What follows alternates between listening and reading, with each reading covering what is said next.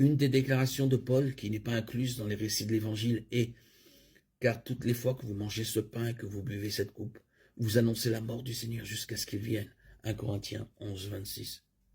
Cela impose une limite de temps à la cérémonie, jusqu'au retour de notre Seigneur. Les brefs récits communiqués dans les évangiles nous apprennent comment Jésus a utilisé deux des éléments les plus fragiles comme symbole de son corps et de son sang, et les a érigés en monument à sa mort. Ce n'était pas un monument de marbre sculpté ou de laiton moulé, mais de pain et de vin. Il déclarait que le pain parlait de son corps qui serait brisé. Il n'y avait pas un seul os brisé, mais son corps était si gravement torturé qu'il était à peine reconnaissable. Psaume 22, 12, 17. Ésaïe 53, 4, 7.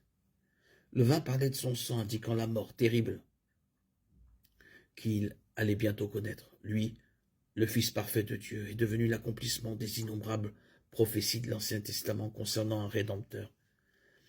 Genèse 3, 15, Psaume 22, Ésaïe 53. Lorsqu'il dit « Faites ceci en mémoire de moi », il indiquait qu'il s'agissait d'une cérémonie qui devait se poursuivre dans le futur. Cela indiquait également que la Pâque qui exigeait la mort d'un agneau et annonçait la venue de l'agneau de Dieu qui enlèverait le péché du monde s'accomplissait dans la Sainte Seine. La nouvelle alliance a remplacé l'ancienne alliance lorsque le Christ, l'agneau pascal, a été sacrifié. 1 Corinthiens 5, 7, Hébreux 8, 8, 13. Le système sacrificiel n'était plus nécessaire. Hébreux 9, 25, 28. La Sainte Seine, la communion chrétienne, est un souvenir de ce que le Christ a fait pour nous et une célébration de ce que nous recevons en conséquence de son sacrifice.